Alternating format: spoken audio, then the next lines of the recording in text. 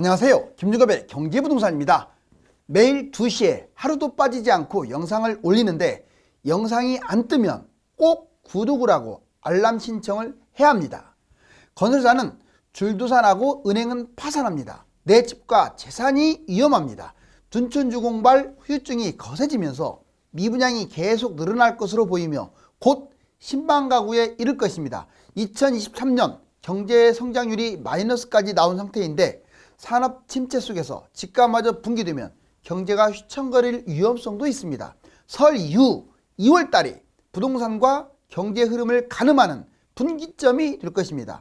지금은 급매든 분양이든 잡지 말고 1차적으로 하반기까지 기다리는 것이 최선입니다.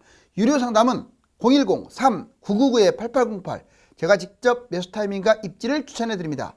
지금 전화 주십시오. 건설사, 줄도산, 은행 파산 상당히 심각해지고 있죠. 내 집과 돈이 위험하다.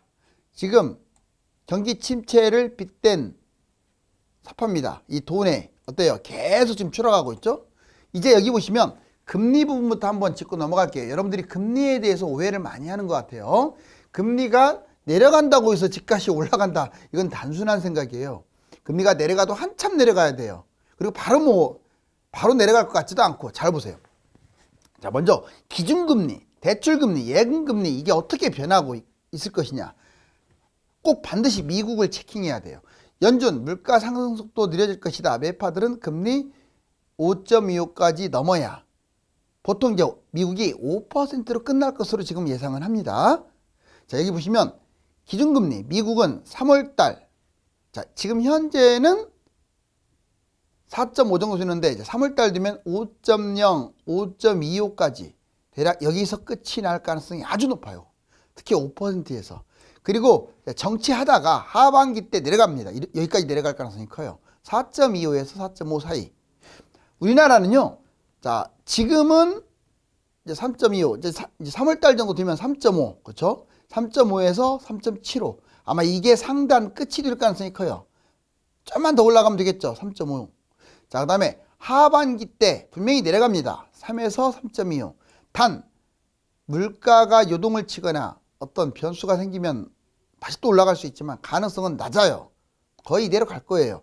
3월까지 인상을 할 것이고 그렇다고 해서 지금 당장 떨어진다는 게 아니에요. 기준금리. 미국은 한 번이나 두 번 정도 올릴 가능성이 있어요. 곧바로.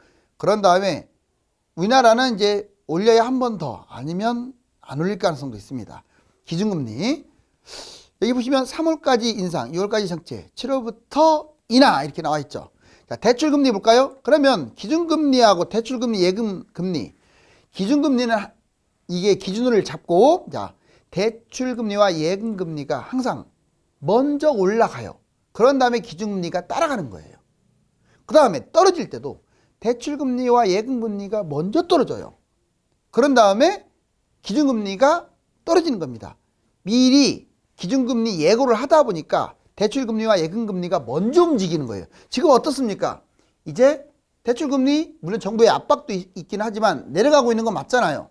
그리고 예금금리 이제 정점 찍었어요. 막 고금리 시대 거의 끝나가니까 지금 돈 저금할 사람들은 많이 하세요. 나중에는 금리가 내려갈 거니까. 여기 보세요. 대출금리 미국 모기지 금리 1월 6.23%였는데 하반기에 3, 4로 내려갈 가능성이 커요. 대출이. 우리나라는 이제 주담대로 한번 잡아봅시다. 1월 은행도 많지만 하단을 5, 상단을 8로 봤어요. 5에서 8%에 포진되어 있는데 자, 근데 하반기 때는 3에서 5까지 확 떨어질 가능성이 큽니다. 자, 1월부터 하향 안정화 추세가 이미 진행되고 있다. 대출금리는 하반기에는 더 하락할 것이다. 예금도 마찬가지입니다. 미국 예금금리는 하향 추세입니다. 거의 기준금리하고 연동해서 하반기에는 더 떨어지겠죠. 우리나라 1월 5대 은행 예금금리 봤더니 4에서 7% 상당히 세죠. 그런데 하반기 때는 2에서 3까지 많이 내려올 것으로 보여집니다. 정기 예금금리 이제 정기 예금금리를 본다면 12월 4.8 근데 1월 달에 오히려 4%로 내려왔어요. 하향 추세입니다. 예금금리도. 이제 총체적 위기 건설사, 금융권, 부동산 자, 이게 총체적으로 다 봐야 돼요. 부동산을 보려면. 근데 너무 좀 심각하기 때문에 아마 당분간은 조금 지켜봐야겠습니다. 무너지는 중소건설사 2022년 건설사 폐업 신고 9년 만에 최고라고 아예 뉴스에서 그러죠. 자, 그러면 총체적 위기를 한번 볼까요? 특히 위험한 게 두 가지를 적어봤어요. 2022년 무역수지 적자 472억 달러. 이게 지금 제일 심각해요. 우리나라는 수출입으로 먹고 사는 나라고 유일하게 일본한테 엄청난 자랑을 할 수 있었던 게 수출입인데 이제 일본에 뒤처지게 생겼어요. 두 번째, 23년 경제성장률 0.6 마이너스 0.6도 나왔습니다. 노무라정권. 자, 그리고 1% 원래는 1.7%가 대다수였는데 다 내려왔어요. 지금 이렇게 떨어져 버리면 심각합니다. 물론 확정된 건 아니죠. 예측이니까. 근데 점점 내려가고 있다는 게 문제예요. 결국 장기 경제 침체에서 올해가 제일 심각하다. 두 번째, 건설사 부도도 신경을 쓸 문제예요. 22년에 폐업이 무려 362건, 부도난 건설사도 5곳이나 돼요. 우석건설, 동원건설 포함해서 지금도 그냥 인공호흡만 달고 있는 건설사들도 꽤 있습니다. 결국 이 과정인 거예요. 금리 인상이 문제가 됐고, 자, 채권이 경색되고, 차환, 돈을 빌리는 거에 실패했고, 그러면서 폐업을 하거나 부도가 나는 거죠. 금융권 불안. 당연히 건설사와 금융권, 특히 제2금융권은 거의 둘이 쇠사슬로 꽉 묶어 있어요. 자, 금리하고 경기 침체하고, 자, 이 PF, 이게 문제가 지금 부실이 생겨가지고 대출이 안 되고 있죠. 바로 이 세 가지 문제. 제2금융권이 심각한데 특히 저축은행, 여신사, 증권, 카드, 캐피탈 이런 것들은 상당히 지금 위험수위. 고객 76%가 다중채무자예요. 주로 캐피탈이나 저축은행. 다른 데는 안 해주잖아요. 1금융권에서. 다중채무자. 이게 76%. 얼마나 부실이 심각할까요? 그래서 제가 여러분들 은행에 저금할 때 반드시 저축할 때 본점 지점 형태로 되어 있는 것은 5천만 원만 넣고 그 다음에 따로따로 법인이 있는데 거기는 최대 5천까지 보장하니까 따로따로 법인인지 확인하고 뭐 새마을금고가 됐든 저축은행이 됐든 이런 부분들에서 나눠서 해야 돼요. 자, 그 다음에 부동산 급락, 둔촌 분양 실패가 아마 당분간 계속 미분양을 야기시킬 겁니다. 지금 6만을 돌파했어요. 미분양이 이제 곧 10만으로 육박하겠죠. 영끌 106만 명이나 작년 꼭지장에서 잡아서 위기고 실거래가는 현재는 마이너스 30% 이상 다 분기됐어요. 평균적으로. 그런데 실거래가가 이제 50%올 하반기면 반토막으로 다 내려갈 겁니다. 가계부채발 위기. 문제는 너무 실거래가가 추락하게 되면 우리나라가 가계부채도 많잖아요. 자, 이제 본게임. 주변에 이런 사람이 잡아야 바닥장. 도대체 언제가 바닥입니까? 알려주세요. 자, 여러 가지 잣대가 있어요. 제가 여러 번 계속 해주잖아요. 그런 것은 오늘은 이 각도에서 해드릴게요. 여러분들 주변에 이런 사람들이 잡으면 바닥이라고 보세요. 먼저 2030이 매입하면 바닥입니다. 과거에는 50대, 40대, 50대가 핵심이었는데 이제는 안 그래요. 하락이든 상승이든 바로 고도로 그 최첨단을 달리고 있는 2030이 지금 선도주자가 된 거예요. 만약 2030이 매입을 하면 부동산 핵심 주체로서 집값이 올라갈 가능성이 높아집니다. 지금은 매입 안 하고 있어요. 제일 지금 매입 안 하죠. 두 번째, 다주택자들이 매입을 해줘야 돼요. 아직은 다주택자가 자 매입이 더 많은 게 아니라 매도가 많아요. 근데 여기 보시면 매도보다 파는 것보다 오히려 다주택자가 지금 매입을 한다? 이제 왜? 이제는 이제 올라가니까 매입해도 되죠. 돈이 있다면. 세 번째, 법인이 매입을 하는 경우. 지금은 법인 매입 안 합니다. 소액, 특히 법인의 특성은 소액으로 여러 채 전국 돌아다니면서 이렇게 어선 쌍끌이 하듯이 외지인들도 매입. 핵심 투자지요. 외지인들의 특징, 특히 지방분들이 서울, 경기도의 핵심 지역들 이런 거 매입하잖아요. 지금은 그렇게까지 눈에 띄지 않아요. 바로 핵심 지역 투자하면 바닥입니다. 갭 투자, 특히 거의 다 갭 투자예요. 여기 보세요. 다주택이 매입하거나 법인, 외지인 이 사람들의 특징은요. 자기 돈으로 실거주하는 것보다 갭 투자가 훨씬 많아요. 그런데 지금 문제가 하나 있어요. 전세가율이 너무 낮아.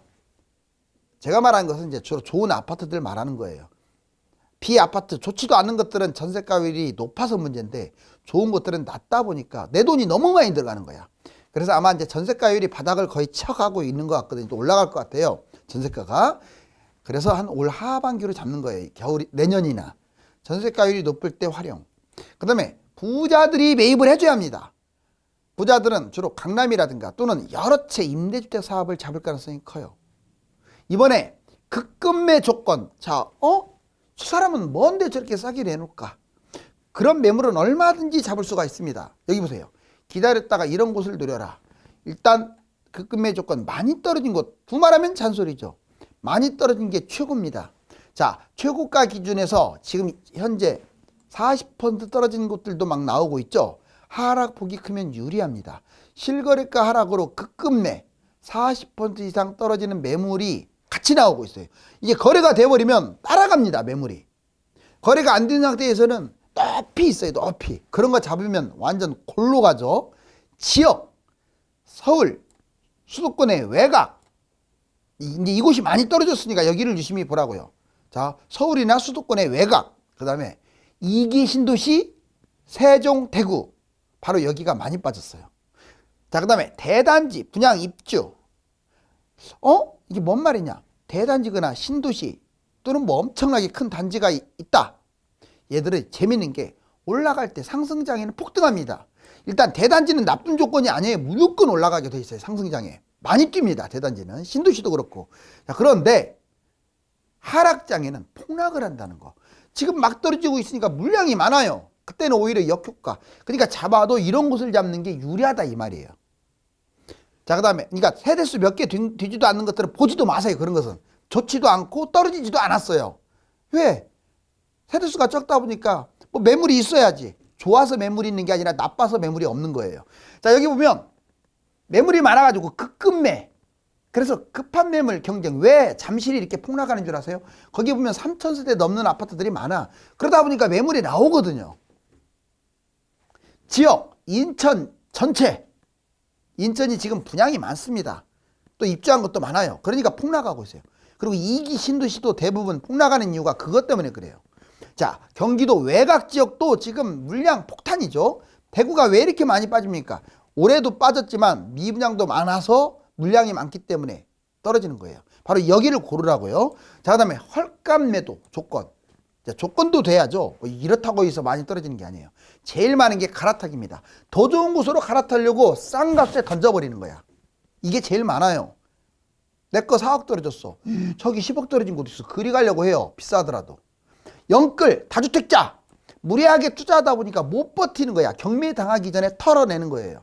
가정 문제, 사업에 실패했거나 이혼을 했거나 실직을 했거나 빚 문제에 쪼들리거나 그러면 눈에 보이는 게 없어요. 그러니까 막 던지는 거죠.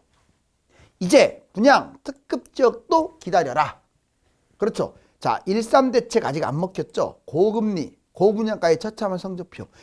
왜 이런 일이 벌어지느냐. 자, 정부도 이걸 유도해야 돼요. 자, 분양가 상한제만 풀어줄 게 아니고 바로 이거. 너희들이 자구책으로 분양가를 낮춰라. 말도 안 되는 가격으로 분양을 하게 되면 미분양 날 수밖에 없죠. 미분양 나면 망하는 거예요. 건설사는. 본인이 버틸 정도의 선에서 분양가를 낮추면 그러면 사람들이 더 잡죠. 그런데 정부가 그걸 미분양을 매입하면 안 되고. 여기 보세요. 고분양, 분양가, 현 시세 분양. 그런데 내가 보기에는 마이너스 20%씩 다 다운시켜야 돼요. 아파트가 막 떨어지고 있으니까. 두 번째, 고분양. 고분양은요, 조합원들이 탐욕을 부리니까 그래. 저는 그렇게 생각해요. 조합원들이 탐욕. 뭐 재개발, 재건축. 건설사도 배짱 부리니까. 그러니까 망하는 거죠. 한번 당해봐야 싸죠. 전망, 미분양, 미계약.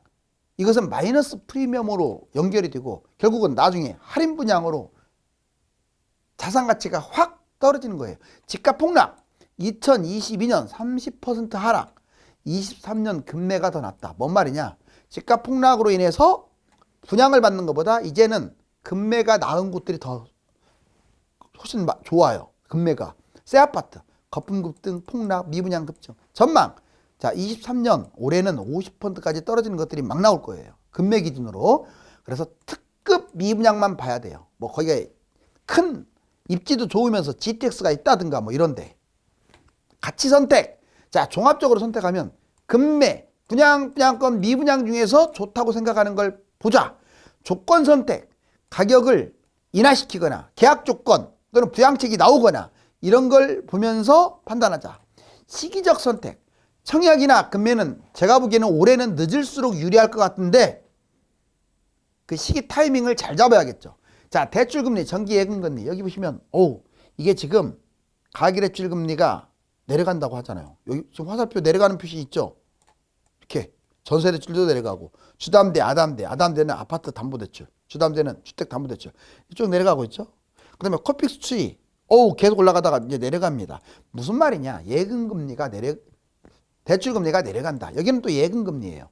저번에 4.89였던 게 3.98로 4.85가 4.10으로 점점 내려가고 있네요. 이렇게.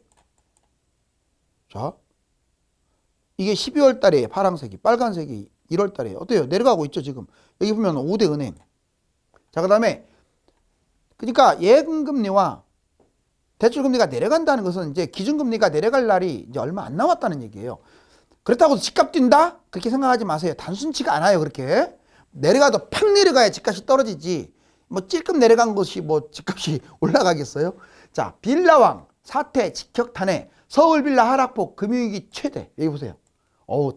지금 제가 그렇게 빌라 잡지 말라고 하는데 폭락하는 거 보세요. 여기 거래 없이 그냥 폭포수처럼 떨어지고 있어요.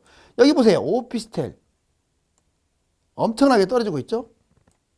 자, 그 다음에 목동 안전진단 완화. 여기 보시면 여의도 한양 시범 광장 조합 설립인가 추진위 구성 속도가 이제 빨라지고 있고, 이천동 한강맨션 관리처분, 잠실 주공호단지 조합 설립인가, 대치동 음마 추진위, 자, 월계동 미룡 미성 3호 미미3 안전진단, 신정동 목동 14단지 안전진단, 자, 압구정동 구현대 1, 2차 조합 설립인가, 일원동 개부성 7차 구역지정 대단지들이죠. 얘들이 지금 이제 정부의 규제 완화의 탄력을 받고 있습니다. 하지만 하락장이라 대기하기 무효이기 때문에 이거 한다고 해서 이거 잡으면 아주 단순한 머리입니다. 자, 이제 공시가보다 더 급락 미분양 여기 보세요. 공시가 밑으로 내려왔네요. 여기 이렇게 상당히 많아요. 이게 보통은 공시가 밑으로 안 떨어지는 건데 지금 집값이 너무 빨리 빠지다 보니까 여기 보면 수도권 미분양 수도권 미분양이 벌써 1만 가구를 넘어섰습니다. 세상에 1월 달에 1000가구밖에 안 됐던 게 10,000가구가 넘어간다. 이거 5만으로 가는 건 순간이에요. 자, 이제 PF 대출 급증, 저축은행 위협 베팅이 급증하고 있다. 이게 보면 기업 대출, PF 대출 무지막지하게 지금 급증하고 있죠. 금감원 비웃 저축은행 위험 베팅을 늘린대요. 금감원이 웬만하면 11.0 밑으로 해라. 여기는 그나마 간당간당하지만 얘들 SBI 웰컴 티올은 너는 지져라 나는 올린다. 자, 내 자기 자본 비율이 적죠 이것은. 자, 이제 금융권 PF 대출 추이 한미 기준 금리 격차. 이 PF 대출이 이렇게 올라가고 있어요. 뭐 특정한 곳이 위험한 게 아니에요. 다 지금 늘어나고 있어요. 여기 보면 은행, 보험, 여전사, 저축, 증권 다 늘어나고 있죠.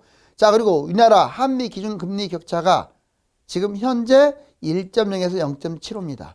이번에 이제 2월 달에 미국이 올리고 그 다음에 하게 되면 다음에 한 1% 플러스 마이너스로 벌어질 가능성이 크겠죠.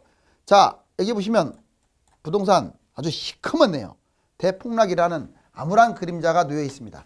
집값에 가장 큰 요인을 주는 것은 금리와 경제, 정부 정책입니다. 당분간 하락이 지속될 텐데 지표가 반등하면 글로벌 경제 흐름을 함께 보면서 초미의 관심을 가져야 합니다. 감사합니다.